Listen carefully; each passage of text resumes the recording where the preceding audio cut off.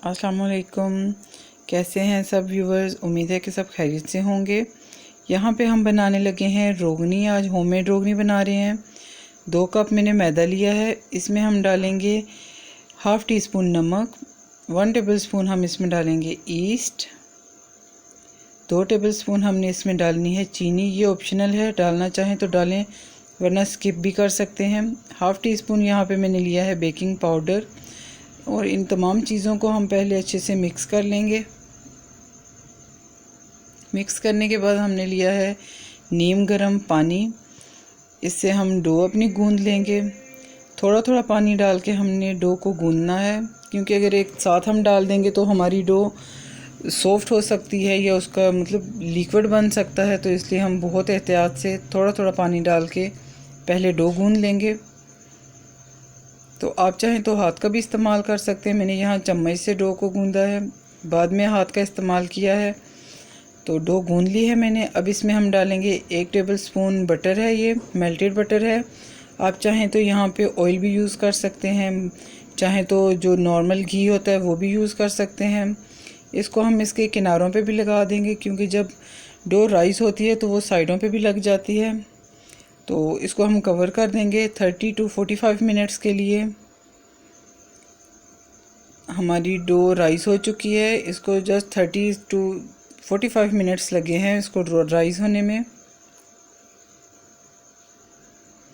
इसको अच्छे से हम उल्टा लेंगे, ऐसे फोल्ड करेंगे इसको। पहले तो मैं बाउल में ही इसको अच्छे से सेट कर रही हूँ, देन उसके बाद में इसको निकालूंगी। ये देखें, बहुत सॉफ्ट और बहुत मज़े की डो तैयार हुई थी। थोड़ा सा मैदा डस्ट कर लेंगे हम इस पे, हम निकाल लेंगे अपनी डो को। फिर दोबारा से हमने इसको सेट करना है।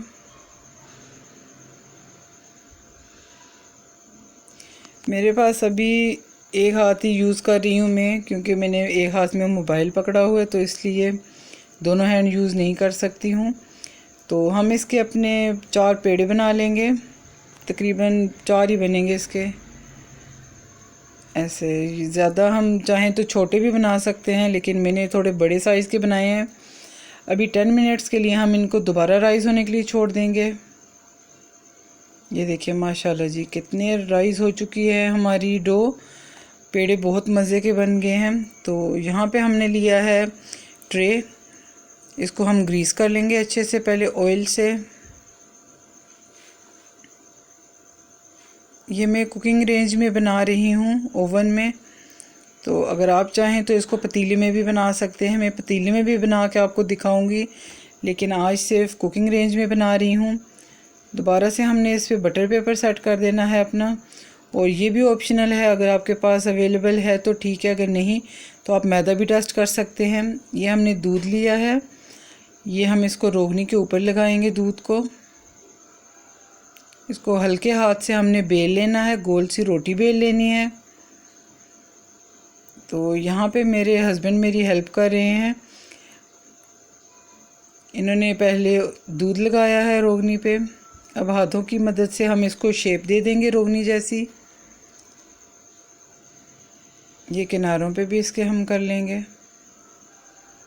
आप चाहें तो फोर्क का इस्तेमाल भी कर सकते हैं, लेकिन फ़ोर्क से वो चीज़ मतलब लुक नहीं आती जो तंदूर से हम लोग मंगवाते हैं, जैसी रोगनी तंदूर की होती है। तो इसको हमने ट्रे पे शिफ्ट कर दिया है। अभी इसके ऊपर हमने दूध लगाने के बाद वाइट वाले जो तिल हैं वो लगाएंगे हम। आपकी मर्ज़ी है, आप ज़्यादा भी लगा सकते हैं, कम भी लगा सकते हैं। और यहाँ पे मैंने ओवन को 180 डिग्री पे प्री हीट किया था तकरीबन 15 मिनट पहले। तो अभी हम इसको रखने लगे हैं अपने नान को, रोगनी को। तो ये नान भी ऐसे ही बन सकता है, उसकी रेसिपी भी मैं इंशाल्लाह आपके साथ बहुत जल्द शेयर करूँगी। तो ये देखें, हमारा 10 मिनट में हमारी रोगनी बन के बिल्कुल तैयार है। इसको निकालेंगे और गरम गरम रोगनी पे हमने लगाना है मेल्टेड बटर।